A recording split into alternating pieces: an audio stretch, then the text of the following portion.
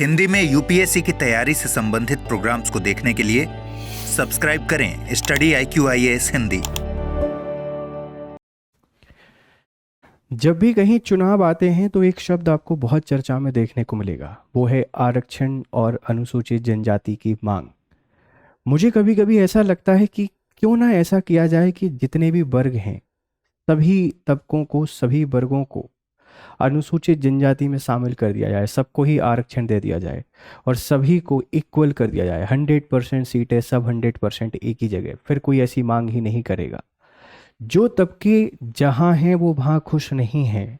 आरक्षण एक राजनीतिक टूल ना होकर एक व्यवस्था बनाई गई थी जिसके कारण वंचित वर्गों को, ऐसे लोगों को हम मेन स्ट्रीम में लेके आ सकें जो पिछड़े हैं, जो शोषित हैं या वंचित हैं।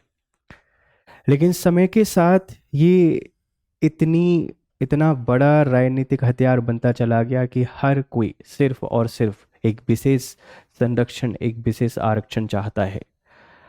हाल ही की कहानी हम आपको बताते हैं, आप इस खबर को पढ़िए। कुर्मियों ने एसटी दर्जे की लिए फिर से शुरू किया आंदोलन, समझिए क्या होगा इसका राजनीतिक असर। ये पिक्चर आपको दिखाई दे रही है। जब भी जनता को अपनी कोई मांग करनी होती है और उस मांग की पूर्ति के लिए वो लोग आंदोलन करना शुरू कर देते हैं, क्योंकि हमको लगता है आंदोलन ही एकमात्र उपाय बचा हुआ है। आपको क्या लगता है कि क्या अनुसूचित जनजाति में शामिल कर देना ही एकमात्र उपाय है विकास का, या एकमात्र उपाय है लोगों को आगे बढ़ाने का? आप अपनी राय मुझे जरूर दीजिएगा। ये मसला अगर मैं आपको बताऊं तो भी पूर्वी भारत का है। पूर्वी भारत में आप लोग जानते हैं कि एक जाति है जिसको हम लोग कुर्मी जाति के नाम से जानते हैं, जो कुर्मी, और उसी का अपभ्रंश आप लोग यहाँ पे कुर्मी कहते हैं। कुर्मी ये सामान्यतः ओबीसी के अंतर्गत आते हैं, ओबीसी में आते हैं। लेकिन अभी जो वेस्ट बंगाल झारखंड वाला रीजन है, इस झारखंड वाले रीजन में ये लोग प्रोटेस्ट कर रहे हैं। और प्रोटेस्ट का कारण क्या है? आप हमको एसटी में शामिल कर दीजिए। और पिछले 3 सालों से ये बार बार ये प्रोटेस्ट कर चुके हैं। ये प्रोटेस्ट क्या है, कब से इसकी शुरुआत हुई, इसका क्या प्रभाव पड़ेगा, राजनीति से कैसे ये लिंक है, इसको समझने की कोशिश करते हैं। जनरल स्टडीज़ में, सोसाइटी वाले टॉपिक में, पॉलिटी वाले टॉपिक में, हर जगह आप इसको लिंक कर सकते हैं। जहाँ भी आरक्षण, अनुसूचित जनजाति, अनुसूचित जनजातियों को किस तरीके से कैटेगराइज किया जाता है, ये सब कुछ जब आपसे पूछा जाएगा वहाँ आपको बहुत हेल्प करेगा। चलिए समझने की कोशिश करते हैं, पूरे कॉन्टेक्स्ट को समझते हैं। क्या है ये कुर्मी समाज का आंदोलन और एसटी दर्जे की मांग? परिचय। कुर्मी समुदाय पूर्वी भारत, पश्चिम बंगाल, झारखंड, उड़ीसा, बिहार, असम में फैला हुआ एक कृषि प्रधान समुदाय है। इस बात पे ध्यान रखना, ये कृषि प्रधान समुदाय है। और कृषि जब से मौसम की मार झेल रही है, कृषि प्रधान समुदायों को लगने लगा है कि हमको भी आरक्षण की बहुत आवश्यकता है, क्योंकि क्लाइमेट चेंज के कारण कृषि पैदावार सही से नहीं हो रही है, जिसके कारण बहुत सारे लॉस होते हैं। तो ये भी एक कारण है आरक्षण की मांग करने का। वर्तमान में इन्हें ओबीसी, अदर बैकवर्ड क्लासेस की श्रेणी में रखा गया है।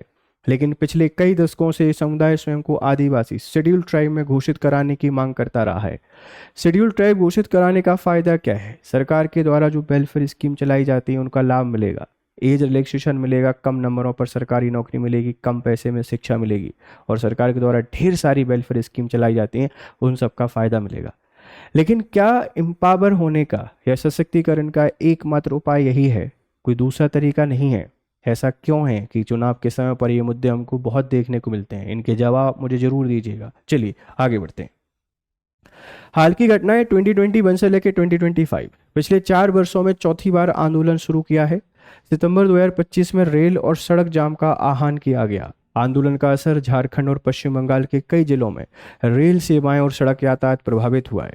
हम जो आंदोलन करते हैं, इस आंदोलन के ढेर सारे नुकसान होते हैं।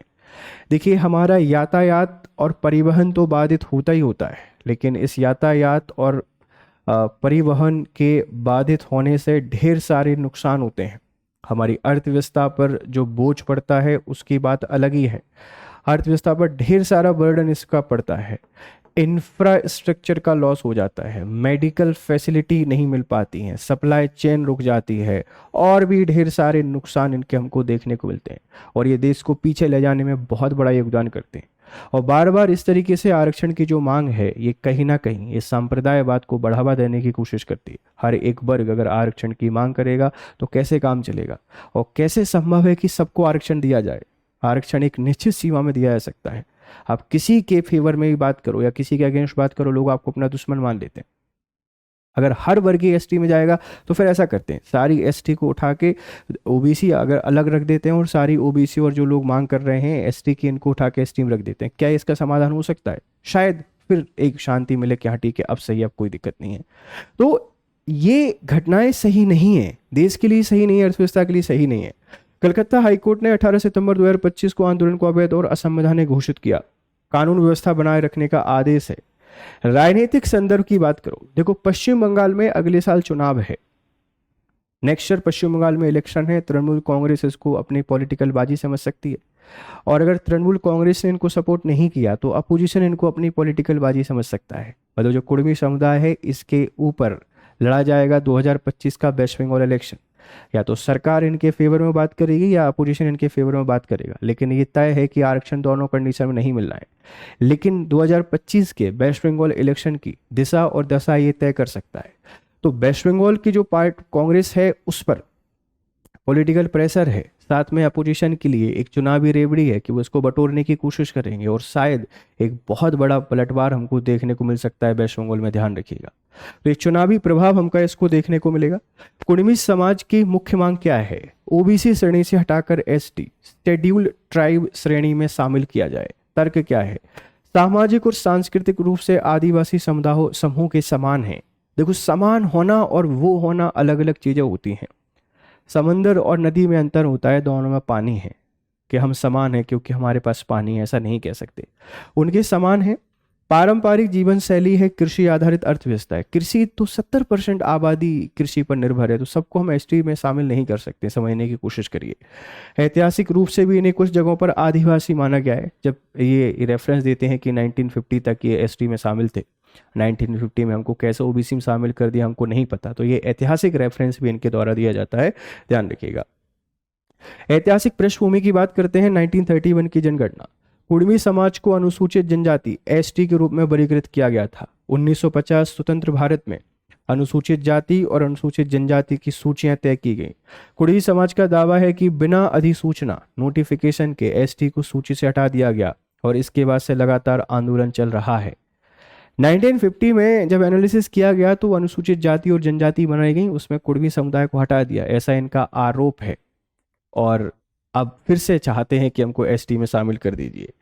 संवैधानिक और कानूनी प्रावधान क्या कहते हैं? आर्टिकल 342 कहता है एसटी में शामिल बहिष्कृत करने का अधिकार है राष्ट्रपति के पास, संसद द्वारा संशोधन से किया जा सकता है। मापदंड क्या है? भौगोलिक अलगाव, ज्योग्राफिकल आइसोलेशन, आदिम विशेषताएं हो, प्रिमिटिव ट्रेट्स हो, आर्थिक पिछड़ापन, बैकवर्डनेस हो, इकोनॉमिक और दूसरों से कम संपर्क, signs for contact with the community at large, तब जाके आप एसटी में शामिल हो पाते हैं। ऐसे ही हम एसटी में शामिल नहीं कर सकते। ये आर्टिकल 342 राष्ट्रपति की पावर है, लेकिन करता कौन है? संसद अधिनियम बनाकर इनको एसटी में शामिल कर सकती है, ध्यान रखिएगा।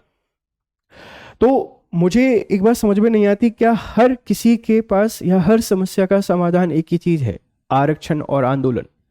ये आरक्षण को बनाया गया था कुछ वर्गों के उत्थान और अपलिफ्टमेंट के लिए, लेकिन अब एक पॉलिटिकल वेपन बन चुका है। इस समस्या का क्या समाधान हो सकता है? क्या आर्थिक आधार पर आरक्षण एक समाधान है, या आरक्षण को पूरी तरीके से समाप्त करने एक समाधान है? आप एक बार इस पर अपनी राय जरूर दीजिएगा। ये बार बार इस तरीके के जो आंदोलन होते हैं, प्रोटेस्ट होते हैं, इनसे बहुत लॉस होता है देश की अर्थव्यवस्था को। तो अपने विचार इस पर जरूर स्पष्ट करें। उम्मीद है कि आपको आर्टिकल समझ में आया होगा, किस तरीके से एसटी में कोई वर्ग शामिल होता है, किसकी पावर है, सब कुछ आप लोग समझे होंगे। Have a nice time. Good day to all. Study IQ IAS, आपका सिलेक्शन हमारा मिशन।